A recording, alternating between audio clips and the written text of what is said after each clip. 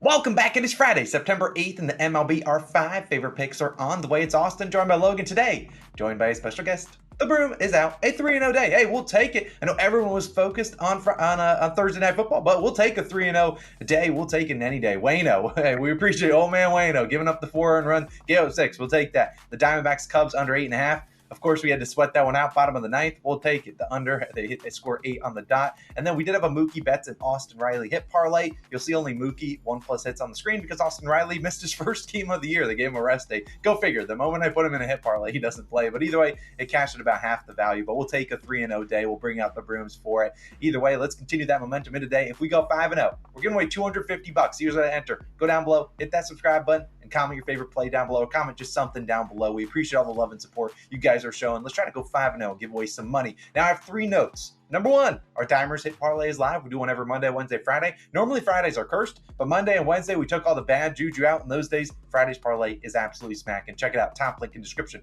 Number 2, second note. We have 2 other videos dropping today. It's a big day on the Call on our Shot channel. College football picks video live at 12 p.m. Eastern. And then later on tonight, around 5 p.m., you should see our NFL best spread picks for Sunday. Maybe I'll throw in a player prop or 2 into that video. So you got a lot of content coming your way. And my final note, speaking of college football, actually, we've talked about Bet365, the offer they have. They've upped that offer for college football and just in general to sign up for their book. So you can sign up with top link in the description, or one of the links down below. Top link will be parlay of the day. Second link will be dimers. If you or the Bet365 offer, you deposit $10 and you make a $1 money line bet on any team playing on college football on Saturday. Even if it loses, you get $365 of bonus bets. So I want to put it out there. It's a lot of bonus bets. Take advantage of it. Build up your bankroll there if you're in New Jersey, Ohio, Virginia, Colorado, or Iowa. If you're any of those 5 states, all the states are listed down below. Definitely take advantage of the Bet365 offer they got going for the rest of September. I'm sure we'll talk about it a couple more times. But look, we got 5 picks. We're dialed in. Let's try to get this 5-0 sweep. Give away some money. What's the first one going to be? 5-0 sweep and give away $250. Ouch! I hope that's coming out of your paycheck because it's not. But I really do feel good about these picks. Yeah, I do feel good about these picks, and let's start it off with a few of my underdog picks. First underdog money line I'm taking is the Red Sox on the money line, plus 100 odds on FanDuel. Currently your best value there. Now, I know this one's going to draw some hate, some criticism, because everyone and their mother will be on Bradish and the Orange Birds today. Everyone loves back in the Orioles. They'll never lose, Logan. Yeah, well, I do like the Red Sox in this spot at home. I don't like fading the Orioles. I must admit that's a team I do root for because of Ryan. But this game to me just means more for the Red Sox playing at home and keeping whatever remains of their playoff hopes alive. Because if you look at the standings, they have an outside chance of making it. They just have to really win some games. And this is a game that they absolutely have to win. Now, who's starting for the Red Sox today? It's scheduled to be Tanner Houck. Houck, 5.4 ERA and a 1.43 whip at home. Now, those numbers aren't the best. I would like the ERA to be a little bit better. But if you look at how Houck's pitched versus the Orioles, he's faced them twice this season. He went 5 innings pitched, 3 earned runs in both outings. If Houck can be status quo to what those starts were again in this one, I'd happily take that type of performance. He just cannot go out and give up 5+ earned runs. Like that would put us in a really tough position. But 3 earned runs or fewer, and I would happily take that today. We'll look at the Orioles. They're hitting really well at Fenway, 339 at Fenway at home. But Houck is capable of pitching well, in these spots against big-time matchups. Just look at his last one of his outings versus a really good offense in the Dodgers. 1 earned run allowed at home to the Dodgers in 4 innings pitched. That's, I think, the sweet spot for Tanner Houck. You want him to go about 4 innings pitched, max 5. Do not stretch him into 6 because then the batting practice will happen late game. I think the Red Sox will know how to manage Houck in this one. I think they're going to limit the damage that the Orioles offense can do. And now the big thing and the big question mark in this one is, can the Red Sox bats get to Kyle Bradish? Kyle Bradish, really good stats on the road this year, 3.6 ERA and a 1.19 whip on the road. Those numbers are really good. His ERA he's been one of the most consistent pitchers to back, a very profitable pitcher to back, but I don't think this is the matchup that you want, and I don't think this matchup is as good as you think. Back in April, Bradish went only 2 1/3 innings pitched, gave up 7 earned runs to the Red Sox. Oh man, if we could get any sort of production like that again today, I'd feel really good about this bet cashing. And he hasn't had success versus these Boston hitters in his career. Over his career, Bradish is allowing a 333 batting average with a 338 expected batting average and only a 15.8K percentage to this Red Sox roster. It's a Boston offense that's good at home too. 5th in runs, 1st in hits at home. I expect the Red Sox offense to get to Kyle Bradish today, get some hits and runs up on him. It's up to the bullpen to keep the lead in this one. I know that can make a lot of people uncomfortable in this one. Baltimore 4th in bullpen over the last 2 weeks in ERA, and Boston 24th in bullpen ERA over the last 2 weeks. I know there's this discrepancy there, but I have to remind you, baseball's weird like that. The better bullpen doesn't always win the game. I just think there's going to be enough damage done on Kyle Bradish for the Red Sox to keep a lead in this one. And even if the Red Sox bullpen does sell a little bit, hopefully they don't sell the whole game away at the plus value price. I'll go ahead and take a shot on the Red Sox today. But Austin, what's your first play going to be? Yeah, Logan, I love the pick. I mean, like you talked about, the Red Sox must-win mode. Their next 10 games, they got 7 games at home against the Orioles, then the Yankees in a 4-game series, then they go on the road against the Blue Jays. I mean, this is the end of their season right here. These next 10 games will decide if they got a chance of making the postseason. I think they show up in their first game back at Fenway after only scoring 1 run on the road in Tampa and then getting Thursday off. But I got a hit parlay. We'll dive into this. I got another pick after this one I'll talk about. But let's go to this hit parlay. We sort of cashed yesterday, I guess. But Corey Seager, Charlie Blackmon, relying on both you two fellas each to record at least one hit. It's minus 106 on Bet365. Honestly, on FanDuel, probably your next best odds. I would wait to make sure Blackmon's in the lineup because he is always a guy that maybe they don't play. They did give him a rest day on Wednesday. Obviously didn't play on Thursday, but I really do like it. I don't think he'll get too juiced of odds because Blackmon's like minus 230, so he should really weigh down the odds. Corey Seager, I don't really know his odds. He might be a little bit too juiced, but we'll see either way. But I like this up to about minus 125, minus 130. Let's talk about Corey Seager, though. He's hitless in 2 straight. If that goes to 3, then I don't know what's going on with him. But he's been so good this season, batting .339, hitting .354 at home. We talk about him at home. He's just hard to get out there. He's going to face Paul Blackburn, a guy he's already seen before. 2 for 5, batting .400 against him. We'll take that. He's allowing a .297 batting average to lefties in general and a .321 batting average on the road. So combine those two together, lefties on the road, I imagine, are crushing him. And Seager is that exact thing. I mean, Paul Blackburn has just struggled on the road, and I think Seager's going to get the job done today. Bounce back after having yesterday off. I think he's going to get it done. And Blackburn is going to be a guy that throws 4 main pitches, basically all about the same amount: 25% changeup, 21% sinker, 20% cutter, and nearly 20% curveball. Look at Seager's batting average versus the sports pitches: 368, 339, 364, and 375.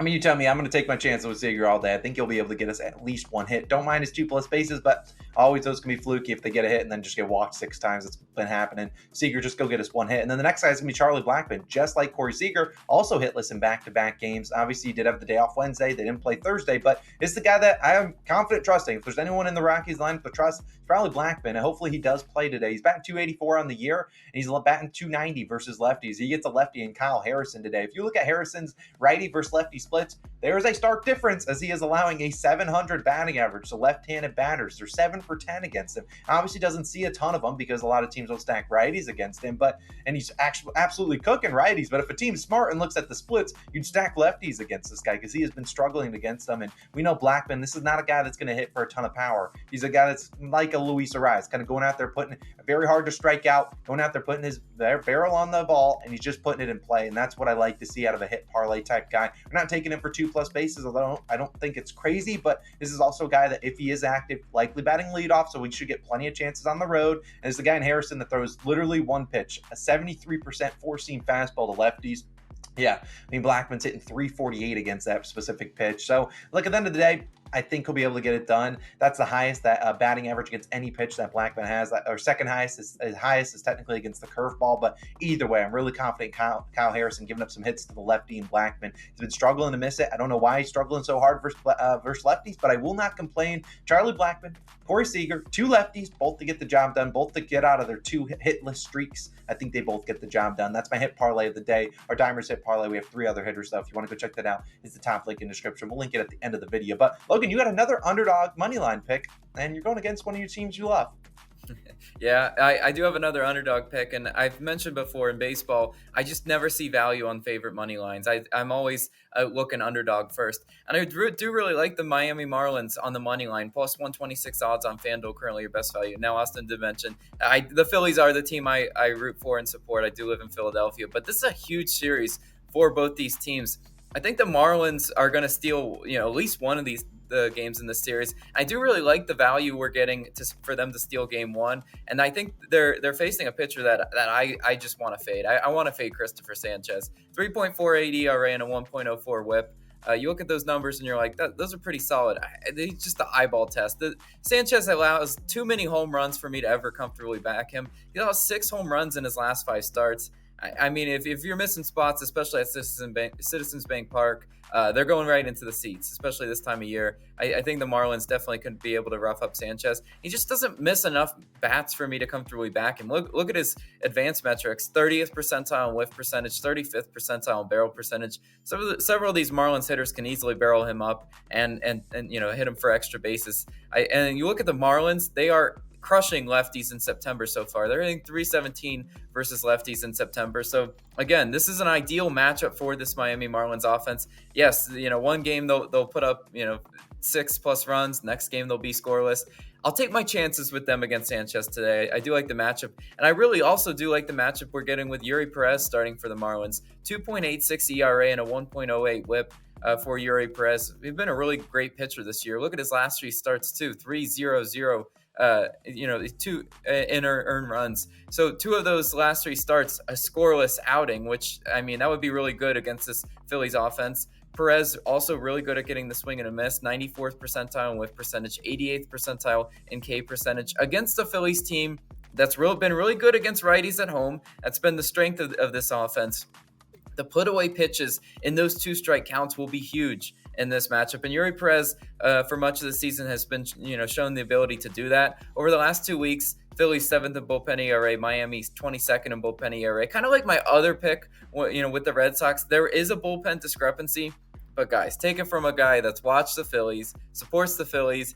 Their bullpen comes in. I am never comfortable with any sort of lead that they have. They show the ability to blow all sorts of leads. If you remember even back to last Friday when I picked the Brewers against the Phillies, it was a late Phillies bullpen meltdown that gave us the win in that one. I could see a similar thing happening in this one. Look, when it's a tight game, I still don't think there's a huge bullpen discrepancy, and I think we'll get enough runs on Christopher Sanchez to cash this one. At plus 126, I really do like the value. But Austin, what else are you going with today?